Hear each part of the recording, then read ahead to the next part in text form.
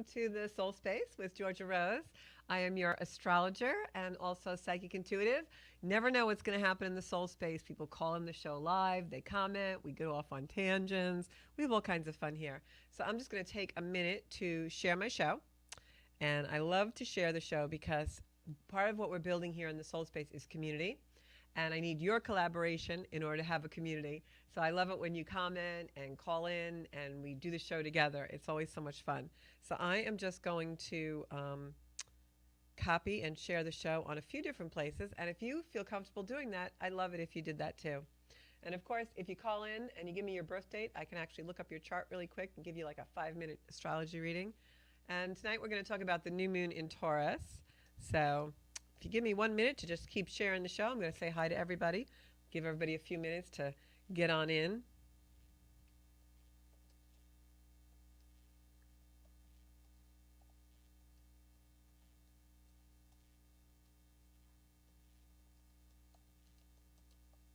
Okay. There we go. So we have a new moon in Taurus coming in actually tomorrow, May 7th. Happens kind of late here in the New York area. We have it at 11 o'clock at night. But that's okay because it's happening all over the world. So wherever you're from, we're going to enjoy a new moon in Taurus together tomorrow. So I hope you're all having a great week. I'm just going to look on here and see who's piling into the soul space. I've got quite a few people on. I've got Claire on and Darlene, Michelle, Joanne. All right. So everybody come on in. As you share the show, I know we'll get more people on. So I want to talk a little bit tonight about Taurus energy. Taurus is a fixed sign. It's also an earth sign, which is good. But we also have, I'm just going to switch gears a little bit here because we also have a lot of planets in Taurus right now. And I want to just tell you which ones those are. I'm going to look at my chart here of the moment. Bobby just put up the clock for me. So I hope you all enjoyed it last week. I was on Tea Time with Teresa Farrell. She is the show that comes on right after me here in Paradise Studios. And Teresa and I have gotten to be friendly because usually I'm going in and she's coming out, or I'm coming out and she's going in during the show. And we've been wanting to have me on each other's shows for a long time. So we'll probably have Tea on my show in a few weeks if she's available. She's actually an actress, so she oftentimes is not in the area. And, you know, she's always trotting around the globe. All right, so here's my chart of the moment. So right now we have heading to Taurus or in Taurus already. We've got a pile up of planets in Taurus. We've got the Sun, Mercury, the Sun, Venus, Uranus, and Jupiter all in Mercury. Uranus is starting to head towards Gemini, which it will be May 20th. And we've also got quite a few planets still in that Aries area. Right now we have Chiron, which is the planet of our healing, meeting up with Mercury in Aries, and the moon is right there this day. We'll be in Taurus tomorrow. But that's creating an energy where sometimes our wounds or the things that we're really sensitive and vulnerable about can come to the surface. So it may the last couple of days been a little tough for some of us, but I think you guys can definitely handle it. And then, of course, we have the Sun in Taurus, we have Venus right there, and we've got that Jupiter and Uranus conjunction. They're sitting on the same place in the zodiac. We talked about that energy a lot this week. So I want to open up with the Taurus energy and what that feels like.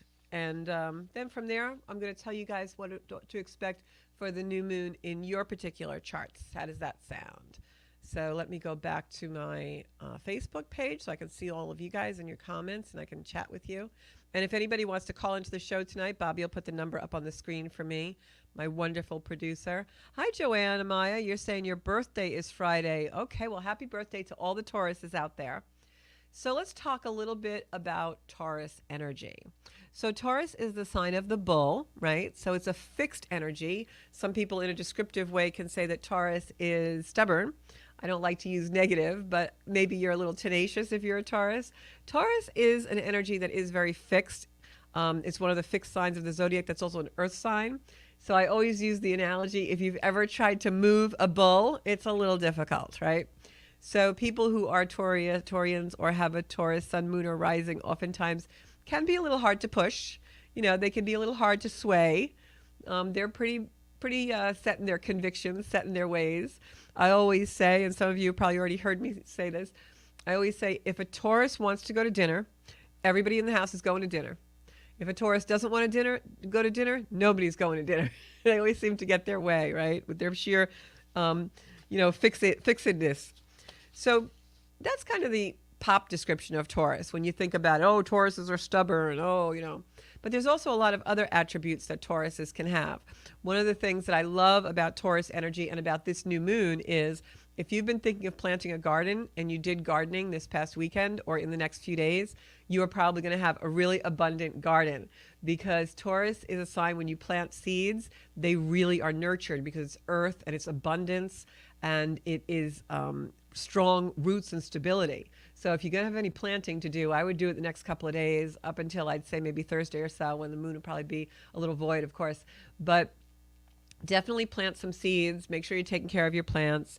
So Taurus is also an energy of our resources, both in the world. It's food, it's money, it's the things that we value and the things that we need for our own stability.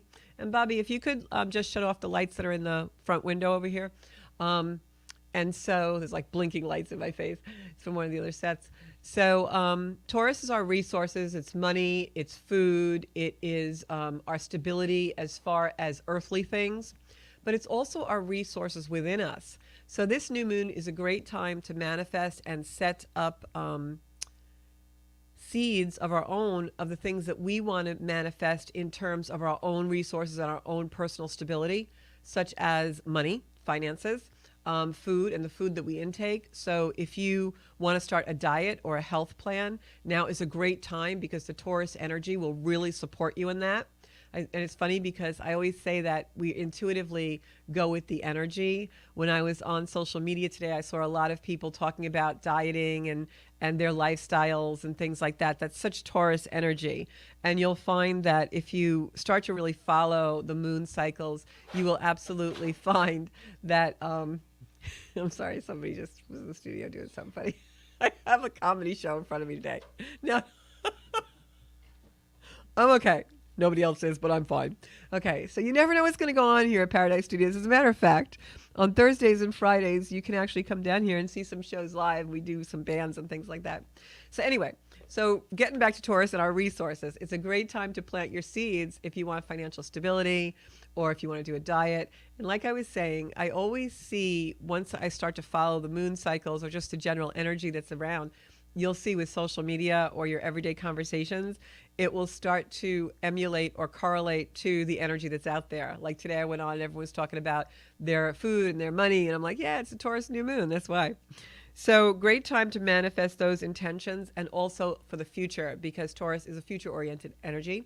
Taurus is ruled by Venus. Ooh, planet of love, right? Everyone thinks of Venus as the planet of love.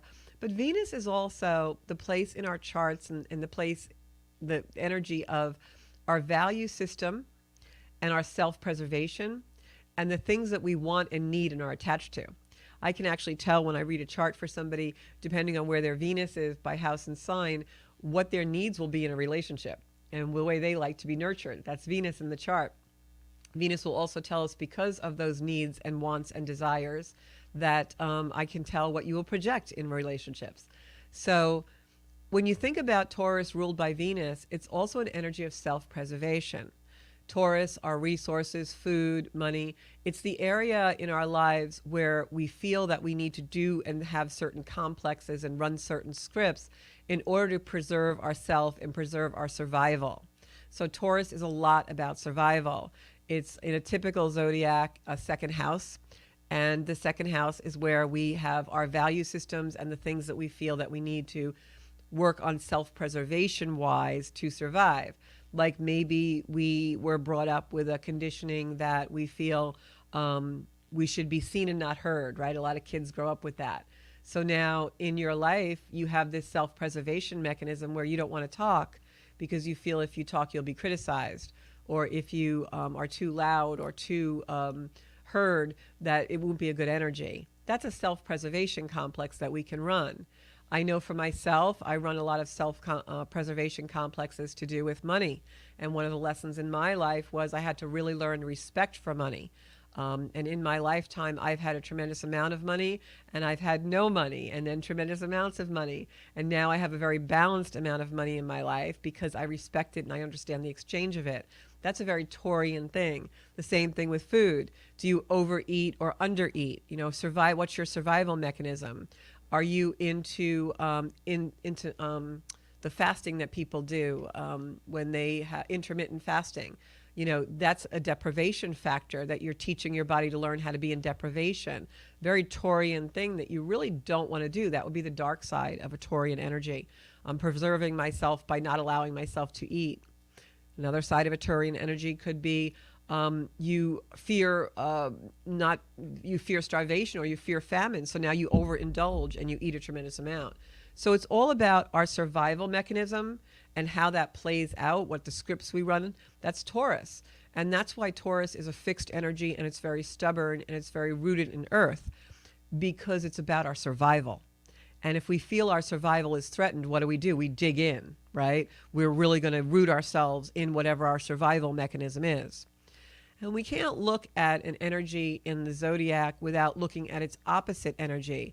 The archetypes and the signs in the zodiac don't work in singular motion. They're all interdependent and interfacing all the time. Your chart is dynamic. It's always moving. So the opposite of Taurus is Scorpio. And Scorpio in the chart is death. It's transformation. It's attachment. So the actuation of Scorpio in our lives and our energy is learning to live life through death. Something decays, the leaves fall off the tree, they go in the earth and they bring new life. That's Scorpio. And Taurus is about survival and self-preservation. So you can see the link, right? One is death and attachment, and the other is self-preservation and survival and attachment. So that's why Taurus is known as the area in our chart where we have our value systems, because we attach to something meaningful that is a value. We don't have no attachment to values. Values are an attachment. It's a very Taurus, Scorpion kind of integrated energy. So what's the highest octave of Taurus energy? It's balancing those two things, learning that there is no permanency in life, and that our rigidness, our stubbornness, and our fixatedness is really kind of a moot point, because we're always changing. Nobody gets out of here alive. Well, we may have times when we feel we have to fight for our survival. Our survival really isn't dependent on an external force from the other, right? Our survival is dependent on how we use our own internal resources. And that's why in this new moon, it's a great time to set your intention and your seeds for the things that you want to bring into your own survival and your own safety, so that you're not depending on others in relationship for your own self-preservation. You're not depending on outside forces to give you food or money. You're creating resources within yourself that bring those things to you.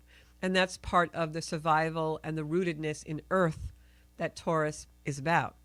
So it's really about preserving our own resources from within, knowing I will always have enough because I'm capable of getting that for myself, that I know what enough is. I know what nourishment for the body feels like. I know what abundance for my mind and my soul feel like. And it's only when we can be in those type of places, run those kind of scripts in our head, and be in those relationships that support us, have careers or jobs or things that we do that support us in a soulful way and bring abundance into our life, so that we're not worried or fearful about stability or finances and those things. When our life is really imbalanced, that's when we can really get in touch with our higher self, when we really come into that soul space, because we're liberated and we're free to do it. So if something as simple as a Taurus energy, which is about our self-preservation and our survival, if we really meditate on it and think about it, ask yourself during this new moon, where are the places in my life that I can create more of a dependency on my own resources, my own natural unique abilities, in order to bring me the things that I want, desire, and value in my life, right? So maybe you have a situation where you don't have a lot of friends. You seem to not be able to keep friends, but yet you have a need for, your value system is that you want friends. Well, maybe during a new moon in Taurus, it's time to go within, especially with Pluto in retrograde, and think about, what do I need to change in order to be a good friend or have better friends? what is it that I'm not relying on within myself? Am I relying too much on the consensus of what friendship should be and hang out in places that really don't, resonate with me? Or maybe you're having issues with finances and you have a lot of fear around scarcity and not having enough. And you're coming from a lack mindset. Well, in a Taurus new moon, it's a great time to go within and say, where is this really coming from? I do really have enough. How much do I really need? My life can be simplified. And where is this fear really coming from? Scorpio, the Taurus axis, is where that fear will be attached to something. So that's really what it's about. It's about we're going to feel our attachments to our value systems, what's meaningful for us in our life, the things we cling to for self-preservation. And where is that energy correct and where is it incorrect? Where can the energy be better used to understand, no, I can strengthen myself from within and use my resources better than I have been. So it's a really interesting time. Some people will think a Taurus new moon, you'll read a lot of things and see a lot of things on, social media and in YouTube and stuff. Astrologers will come on and say, oh, it's about money, it's about food. And, and it is all those things like I began the program with. But it's also really about going within, especially when we have a Pluto retrograde. Because Pluto in retrograde, where it is now, heading back to a Capricorn, is all about our stability. It's all about what can we do? What is our soul's intention and desire for us to bring us into the highest aspect that we can live, to feel safe and secure and abundant and reliant on ourselves. I remember years ago when I was first going through some processes and some past life regression therapies. One of the things that I did, I had to go back to my childhood and, have conversations with the little girl in me. And one of the things they teach you is that you have always taken care of yourself and you always will take care of yourself. So you're really okay because haven't you been taking care of yourself your whole life in one way or another? Now, you may have someone who helps you in the material world or who is a mentor to you, and that's wonderful. But at the end of the day, you really are responsible to do all those things. And I remember one time, a long time ago, when I was in a very, very tough place in my life. I was really fighting a lot of grief, and I had a tremendous amount of loss all at once. And I had started to do yoga, and my yogi, Jackie, who will always have the most beautiful place in my heart, I walked into the yoga studio one day, and we were just getting ready for class. And I said to her, Jackie, you saved my life. And she said, no, I didn't. You saved your own life. And I was, kind of taken aback by that at the time. But now I use the same line with many people that say those things to me when I'm working with them, either in a coaching capacity or through their astrology or in a healing way. And it's true. At the end of the day, we take care of ourselves by making the right choices in our life, by making decisions about our health, by making decisions about what relationships we have and don't have, by setting ourselves up in our environments. Those are all our choices. So it's really us that provides our own stability through our resources. So that's Taurus in a nutshell. Provide your own resources and stability. So I'm going to check my comments and say hi to everybody. Oh, Jackie's on. See that? Jackie, I was talking about you and I didn't know you were on. And now I'm a little embarrassed. And hey, Aaron. Hey, Darlene. Hey, Joanne. I got Michelle. I said hi to. Sarah's on. Love me some Sarah. She's always so faithful. One of my best supporters. Dawn Elizabeth. We're going to do a reading together, Dawn. Stephanie. Kalanoff is on. The Kalanoff Connection. Marie Laverne. Good Monday evening to all. Oh, she's a Taurus. We have a lot of Taurus energy on. Definitely a rough weekend for Deneen. I think all of us felt that way. Mercury was meeting up with Chiron in the sky in Aries. Aries is a very forward-moving energy. It's the ram. It rushes in. Mercury is the mind, and Chiron is healing. So what I found this weekend was, for me especially, I had a couple of little breakthroughs where thoughts came into my mind about my own healing and some patterns that I need to work on in my life. And they came in very quick and made me take action on them, but it wasn't easy. So I'm wondering if that's kind of the energy that you guys all experienced. Kim Murray, how are you, Kim? You got to send me your email because I know you want to stay in touch. Pauline, Pluto retrograde is in the first house in the natal chart, so this will be easier for my generation. In Leo, though. Yeah, so Pluto retrograde in Leo. Your natural Pluto is in Leo. You're here to exist and show the world that you are a light. That's that generation. Pluto retrograde in the first house is going to make you very introspective and thoughtful about your what you desire for yourself, what you desire as far as your own autonomy and independence. Um, so that's definitely one of the reasons you're here. You know, Pluto in the chart is our soul's desire and intention. In the first house, you are here for new direction in relationship, and that's your transformation, is to learn that. Um, Hi, Anne. How are you doing? You're not tardy. You can always watch the replay. And Darlene's a Taurus, 255. Happy birthday. She just had it this weekend. I got Cheryl on. Elaine Risotto, Taurus is your moon. Oh, this is going to be a beautiful new moon for you. If you're planting a garden, plant it. And I mean that literally and also figuratively. And then I've got Aaron on. Aaron had breakthroughs this weekend, and she's been ruminating and pensive. Well, honey, that's because you got a lot of Aries energy in your chart. I know, because I've done your chart. And pensive on forgiveness. Okay, so forgiveness is going to be a running theme for the next few years, because forgiveness is very much, believe it or not, a Uranian and Aquarius thing, because it's liberating. And Pluto is in Aquarius, headed back to Capricorn for a few months, then back in Aquarius. But we have a lot of Aquarian energy. We're in the Aquarian times right now. Not the Aquarian age. That doesn't happen for another 1,000 years. But this is a time of a lot of Aquarian type of energy. And Pluto is still in Aquarius. So for you, Aaron, and for everyone, it's going to definitely, thoughts of forgiveness are going to come through, like big time. Like, I'm going to tell you guys some really personal stuff that happened this weekend for me, not involving anyone. Like, my most personal stuff happens when I'm home alone and no one's around, because it's all in my head, you know. It's like in my heart, in my head. I'm doing the work, going into the shadow knows. So this past weekend, I had like a little breakthrough. I realized that one of my needs in a relationship is to be recognized. And by that, I mean, not just in like, oh, you're so wonderful. Oh, give me all the applause and awards. I don't really need that. Just be recognized in the way that I'm a person and I'm here. It's pretty basic stuff, right? But even in the last couple of years in my marriage, and I have a great marriage. I mean, I had a life that was a wonderful life for many, many years. I was very blindsided when my marriage ended, but that's one for the book. But even towards the end of my marriage, I used to say to my husband, you look at me like I'm a piece of the furniture. Like, what happened, you know?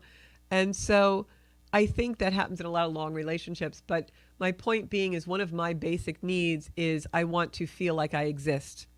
And there are many reasons in my chart for that, as well as my conditioning from the environment that I grew up in. I'm the youngest of 5 children, grew up in a house with 8 people. I was, you know, the tag along, like nobody like really, you know, I was the kid they forgot to pick up at kindergarten because there was so many of us and there was a lot of people, and, you know, so I just grew up kind of tagging along everybody else. And, so it's very important for me, my conditioning and also my soul's intention is to be seen in this world. So what I realized a couple of years ago and came to roost this weekend was, sometimes still when something happens or I'm in a little bit of a turmoil, it could be anything small. It could be I was having some work done on my house this weekend and I came home and it wasn't what I wanted. And there was another person with me, and I had like a moment, not anything dramatic or anything. I just said, oh, I have to make a decision here of whether we're going to keep going with this or whether I'm going to take it down and redo.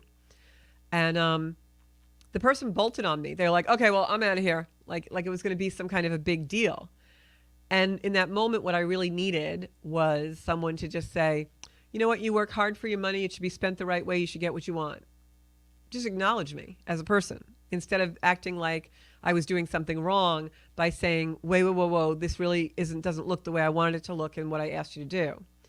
And so that is a basic need for me in relationship. I need somebody to kind of be on my side and just acknowledge me as a person. And so what I realized this weekend, and this was the breakthrough, was no one's ever going to do that. And I don't mean that in a really negative or woe is me way. What it is that whatever our essential need is in a relationship, as soon as we start projecting that into the relationship, like that person should do that for us, we're in big troubled waters. Because they're a different person. They have no idea what our need is. That is not their need, so they're not going to answer it. The puzzle piece isn't going to fit because they don't even know there is a puzzle piece there. So what do? Well, your soul wants you to heal that on your own. So what did I do? That person bolted. And I was like, that's kind of like leaving in a crisis, but it's not really a crisis, but okay. And I just stood my ground and I said, This really wasn't the look that I wanted. It was a tile wall. I said, this is supposed to have like different variations of color, and it's all one color. It's all very white, and that wasn't what I wanted. Where are the boxes of tiles? Because in the display, it didn't look like this, and I want it the way I want it. So myself and the contractor went out to the garage. We started digging through the other boxes. We found a box that was all darker tile. And we ended up with the wall the way that I wanted it. So I asserted myself, and I was seen by this contractor for someone that should be respected and understood and get what they want, because I'm in a position of agency. I'm in a position of, this is my project. That's what I require in my relationships, not just romantically, but friendships, everywhere. I just wanted people to understand, I'm here, I'm a person. I'm not better than you. I don't need more attention than you. I don't need to be singled out for attention. I just need people to know I'm alive and I exist, and I'm not doing anything wrong when I stand up for myself. So that was a huge breakthrough, because in relationship, I'm no longer going to look for somebody to shore me up or back me up or be on my side. I don't need anyone on my side. I need to be on my side. I need to know that in those moments when I am standing up and saying, no, this isn't right, I really would like it a different way. It's like being brave enough to send the steak back and not feel shameful or like you did something wrong or apologize for it. It's like that. But the waitress is never going to give you your pass. You have to give it to yourself. So, really basic stuff, but I think in relationship, that's really where it's at. What does this have to do with the Taurus new moon? Taurus is all about our needs, our values, our self-preservation. What are our basic essential needs in relationship to the world? How do we show up in the world with what we need? That's Taurus energy. So this weekend, when we had the planet of healing next to the planet of our minds, in a sign that's like, go, go, go, we got breakthroughs. So I hope that explains it all for you, even though my story was a little bit drawn out. I hope that it, kind of gives you an example of that being a basic need. And, maybe you have a different need. Maybe your need is, I need to be heard. No matter what the other person does, you're not going to feel heard until you give yourself permission to be heard and you hear yourself. So are you hearing yourself? Because until you hear yourself, no one's going to hear you. It's just like someone with an abandonment issue. Everyone could promise you they're never going to leave, but you're not going to hear that. You have to know you're never going to leave yourself. And then you'll put that energy out there. So that's Taurus. It's meeting our essential needs, that second house energy, that ruler Venus, saying, what do you love? What do you need? Love yourself and give it to yourself. And then others will follow suit, because that's your energy. And like attracts like. So I hope I explained that. Fifth kid too, Sarah gets that. I always say, I grew up with 3 mothers and 3 fathers, actually 4 mothers, because my aunt lived with us that was like my mom. And so I'm like, it's so funny, even to this day, even at the well-ripened age that I am, if I call my brothers and sisters about anything, they're like, no, you can't do that. What do you think you're doing? Why would you do something like that? Like, they still talk to me like I'm like 10 years old or something. It's the funniest thing. Joanna Maya says, damn right, you should get what you want. And you should get what you ask for. Exactly. But you see, we have these syndromes where we are like, the shame thing comes in. You grow up like I did in an Italian household. My dad was very strict. It's like, kneel on the floor. If your skirt doesn't touch, you're not leaving the house.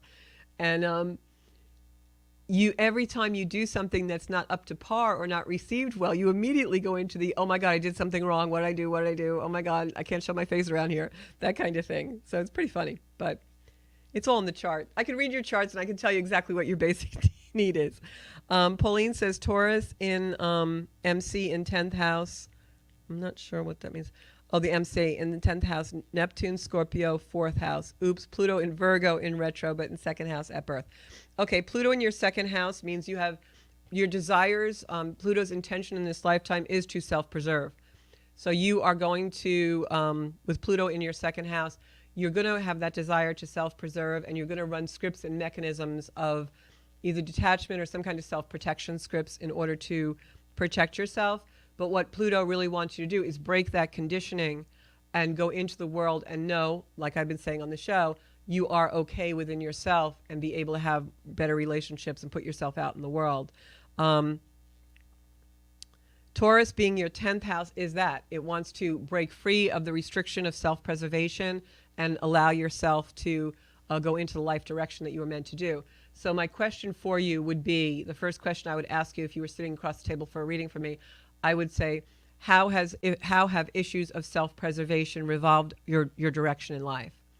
You know, when have you held back out of fear or not feeling safe enough to take the direction you really wanted to take? Sagittarius, feeling I need to voice what I want. Dawn Elizabeth. Sagittarians will always feel that way. I'm a Sag rising. I call the Sagittarius, even though it's the arrow, I call them the sheep of the zodiac because they're blurters.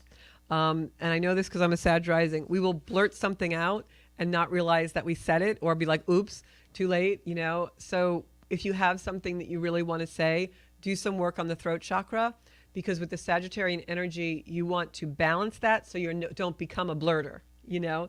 You want to be able to really say what you want, not saying it out of unprocessed anger or unprocessed emotion. And that's what we project into the world, is our unprocessed emotion. Just like, to give you back to the example of this weekend with the tile, and you know, the person that I was with in the house, you know, kind of abruptly left as soon as there was a little bit of a unsettled energy, let's say. That's my own unresolved emotion, wanting him to be different. That's because I have emotion in me that's unresolved. You know, just like when we feel we're not heard because we have unresolved emotion. The unresolved emotion is what we project in relationship. So if you feel like you really want to say something, it's because maybe you feel like you haven't been heard. So just make sure that you're balancing that energy so that you do simply state what you really want, and it's authentic to you. Because a lot of times when we hold things in, we end up being the blurters, and then that's really not what we want, and we feel even more misunderstood. Hi, Liz is watching. Monica is watching. Joanne says not her. She always tells it like it is. You've got to have Aries energy in there. So Liz says, why shouldn't we get what we should want? Always. So Michelle says abandonment issues. Yeah, I think a lot of us, it seems generational a little bit. A lot of people who have Pluto and Virgo, it's a generational planet. It stays in somewhere 20 years. Will have those abandonment persecution issues. A lot of abandonment happened, I think, also from that generation because our parents were post-war generation. And I think a lot of our parents ended up divorced when we were like teenage years. So there's that abandonment issues. And so I had abandonment issues in my life for many reasons, which were extreme. But what I can tell you is that you can't heal an abandonment issue through another person. I know that people who have abandonment issues will always want to have that perfect partner. Like you see these silly memes on Facebook about, oh, someday someone's going to hug you so tight, they'll put your pieces together. No one's supposed to do that. You're supposed to hug yourself so tight that you have your own pieces together.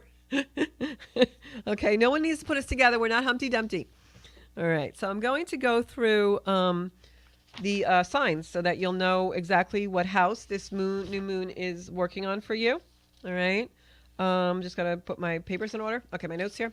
Okay, so if you are an Aries, the new moon in Taurus for you is going to bring up money matters. And so what you want to do is make sure that you are, and it could be something a little unpredictable with this new moon. So make sure that your money matters are balanced. Make sure if you do go shopping or anything like that, that you're giving yourself limits. You're not bringing the credit cards with you or the debit card with you. This will activate your personal finance house and your personal property house. So you can definitely, in this energy, if you have a good, healthy relationship with money, it is a great energy to start something new regarding a business or regarding a way to make money or earn money. But I would also be careful of being too indulgent, or maybe buying something that you feel will make you feel safe, or creature comforts that will make you feel better, and then you end up overspending on them. That's for Aries. But it definitely will bring you some benevolence and some luck, especially with if you're a realtor or any kind of home-based business or business with homes. It's definitely a great time for that. And also to improve your financial situation. If you're thinking of investing in something, like I would do something really safe, you know, like CDs or something that's fail-proof, because it can be a little bit of a unpredictable energy for Aries. So if you're definitely an Aries rising or Aries sun, you want to maybe do some meditation or introspection about your finances and how you can improve them and what you would like to start and the seeds you want to plant for better finances and more balance in your abundance. Taurus, this I'm going to tell you, trust your intuition here. This is all about your personal identity and development. So it's really about your needs, your hopes, your dreams, or your wishes in regard to you and your personal self, not so much others. You know, like this isn't like, oh, I want to take my mom on a cruise. It's what you really want. This is a great time to work on personal growth, especially with any kind of education, even if it's you know, a course you want to do, or a night class, or something at the library, or something you want to read up on, or especially if it's spiritual in nature. You know, you want to do Reiki or tarot, or you want to learn a certain thing, or maybe even go have a reading or an astrology reading. For Tauruses, this is great. Also for Taurus energy in this new moon, physical body, because it is an earth sign. You want to go out, exercise, move the energy. It's a great time to take a fitness class, maybe yoga, start a new physical changes. Like one of the things I do is, you know, whenever I'm trying to do something, I treat it like a job. Like if I say I'm going to walk every day, I do it at the same time and treat it like I'm going to work. But seek areas where you can improve your own self, your body, your mind, your personal, physical, and mental development and education. This is about seeking help in areas where you can improve those things, maybe therapy or hypnosis or whatever floats your boat. For Gemini, there's always that one person in life who can't be happy if you're happy. And you know, we always send them light and love, right? But there's always that one person that wants to rain on your parade a little bit. Well, the new moon in Taurus activates that house of like frenemies.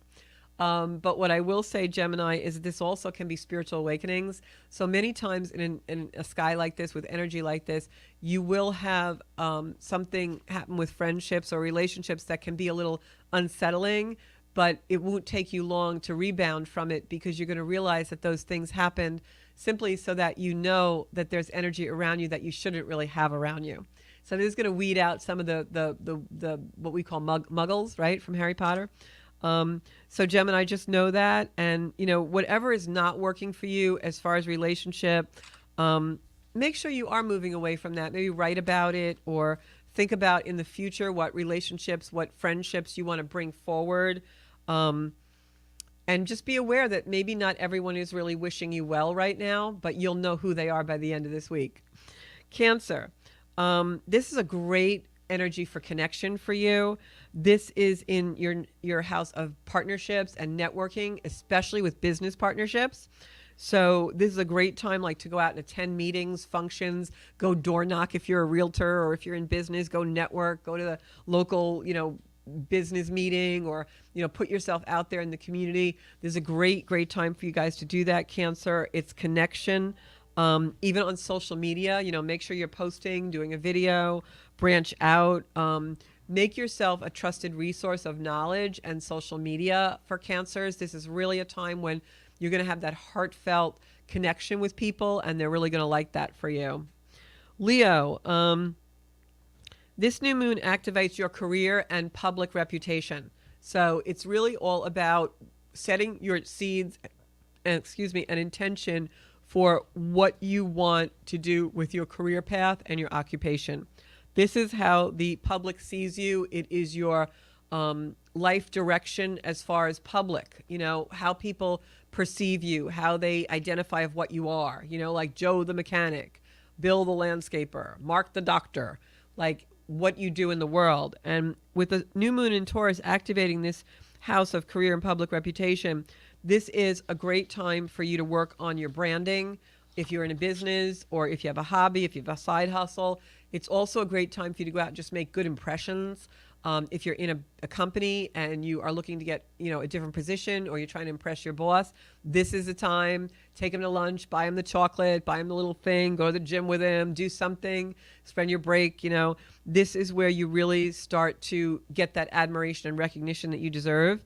And you also might want to make a new goal, you know, for the next 30 days of how you're going to maybe dig into a project at work or something you really want to do. Virgos, this is a great time to sign up for something or take on a new activity or a project because you're really going to finish it this month. You're going to have a lot of energy with education and higher learning and projects and being able to finish and tie up those loose ends. And it's also a great time for you to do something, whatever the project is. It can be something relaxing. You always want it to be a quilter or take karate or whatever it is. This is a month where if you take on something new, a little bit of a new direction of some kind that you've always wanted to do, it's going to be really rewarding and you're really going to be able to finish that. Even an online course, something that you're really interested in, but your higher education and, new experiences are really big for you. Libra, this is your house of shared resources and secrets. So this is about what do you share with a partner? What do you share with others? It's about being curious, asking a lot of questions so that you know what the information is. Maybe there's something you really want to learn about. It's a secret right now. It won't be by the end of the month. You're going to be very curious to learn it. You may also find that you have deadlines this month. You want to make sure you hit those deadlines. You want to make sure that you are being resourceful in the sense of keeping your eye on the ball, keep your ears open, because in this particular house of resources and secrets, things will come to light if you're really looking at the situation aware. You want to be awareness. Awareness is the thing here. Also for Librans this month, you want to seek out mentors and people who really can guide you to the information you're looking for. This isn't something that you would be doing by yourself this month. Whatever the project is or whatever this thing that you're trying to get revealed is, someone's going to help you do it. Scorpio, this activates your commitments in marriage. It's all about that time in future. It's a great time to discuss marriage, a great time to discuss partnerships of any kind, business. In a sky like this, a lot of Scorpions may get engaged or move in or cohabitate or to have those conversations with somebody really about what the future holds. This is also a time to see if you are on the same page with your relationships and major partnerships. What do they expect in the future? Where is this business partnership going? Is it something that you're going to be leaving or something you need to merge with and attach with? This is a month of compromise for you. And it's going to be a month of truthful compromise. You're going to find out what the main characters in your life are really thinking in terms of what your friendships, partnerships, and relationships look like in the future. So Libra, really, this can be an amazing month either way. So let's see what comes out. I'd love to hear from Libras at the end of the month to see what's going to happen with them because it's going to be really interesting. So just checking the comments. So Aquarius. Okay. So Aquarius, this new moon in Taurus is all about your fourth house. It's all home and family, which is all about your safety and security. You're probably going to want to nest this month. So Aquarians, usually you want to branch out. Aquarians are always the ones who, they want to join the party for a couple hours and they want to go home and close the door. It's like they want to be in the village, but then they want to live outside of the village. That's Aquarius energy. You want community, but you also want to be individual. So this month you're going to want to nest. You're going to be more with family and friends, and you're going to want to have those connections. You're home. You're going to be a homebody this month. Maybe for Aquarians this month, you do a little home improvement project. You want to be near the house. This is the month where you're going to start organizing your pictures, and you're going to, cook the dinner, and you're going to really want to maybe, barbecue and invite friends over. You're going to want that routine. You're going to want to laugh and enjoy quality time with those that you really love, which Aquarians can sometimes be a little bit detached. So this is going to be a really nice month for them in that energy. So plant those seeds for the Taurus new moon and see what happens. And then last but not least, we have Pisces. Pisces, this month, you're going to speak your mind. Pisces, this is in your solar house of communication. And so this is all about getting yourself out there. If you're a Pisces, you want to put yourself in front of as many people as you can this month. It's going to be really great for you. You may meet Ms. Right, Mr. Right, a business partnership. You may get a lot of business. You may just have a fun time. But this is really the month where you want to go out and go to those public meetings, advocate. You want to put yourself in front of people as far as who you need to be seen with. If you are in business and you need to be seen with public people or public figures, get yourself out there. If you are a mom, go volunteer at school. This is about being seen and being out there and really advocating also for change and being a little bit of a, forceful energy, an assertive energy this month, Pisces, as you speak your mind. So that is everyone. I don't think I forgot anybody. If I did, put it in the comments. Stephanie's saying she's the Cancer connection. And then if anybody, I have like 5 minutes left on the show. If anybody's got any questions, put them in the chat. Aaron says he finds it so funny how we are so similar. Well, that's because like our charts are like almost like opposite, Aaron. So that's why you found me. Deneen says she's an Aquarius. Pluto's going to be in your sign. That's great. Cheryl planted her vegetable garden today. Cheryl, I want to hear from you because your garden is going to be so abundant this year if you're planting that on that new moon in Taurus. I did mine too, so we'll have to compare. Anne said she loved my interview on Tea Time. Thank you. That's still in the archives of Strong Island, so you can watch that on the YouTube channel. And my YouTube channel has all of my video on, so you can always, look up anything. We'll have playlists on there. I'm actually in the process of doing a whole new platform where you'll be able to find astrology, online classes. I'm going to be writing my blog again. I know how much you all loved my blog writing for years and years, and I got away from that a little bit. Haven't really done a lot of the blogs since COVID. We're going to put some of the older blogs up. We're going to have this beautiful community space for everybody. It's a really, really cool platform that I'm going to be launching. I can't wait for you all to see it. It'll probably be ready. We're hoping we're going to launch like beginning of June. If not before. I have a beautiful woman that I met online working on everything for me. She's from Vancouver, and she's just amazing. I've been meeting the most wonderful people through the internet. And it makes me feel so good in this Aquarius time when Pluto's in Aquarius. It's all about the internet, guys. And also artificial super intelligence, not just artificial intelligence.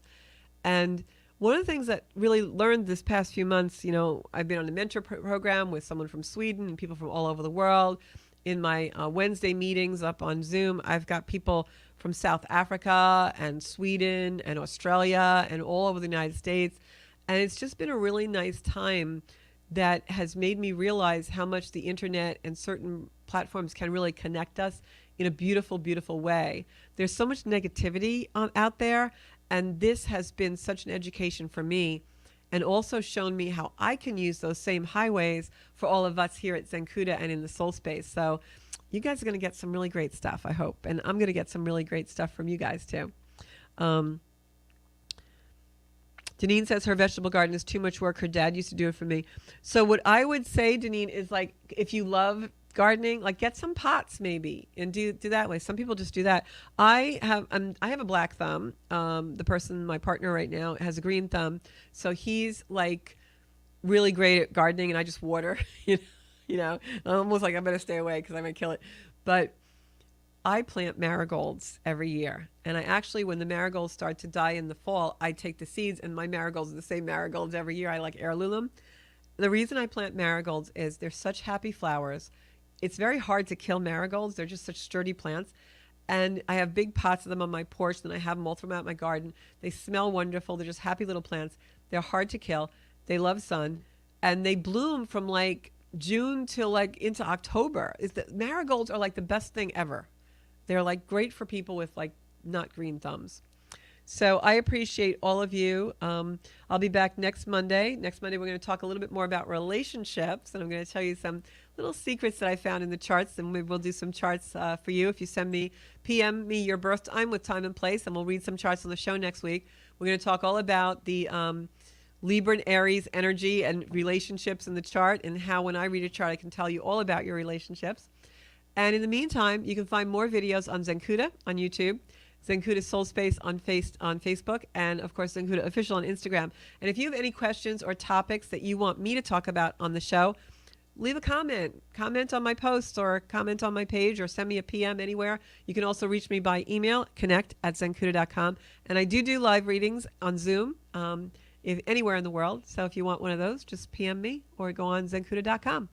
And I'll see you guys all back here next Monday night, 7 o'clock in the soul space. Until then, make sure you enjoy this beautiful Taurus moon and use it to get in touch with your own soul spaces and what your own needs are. Thanks so much. See you next week.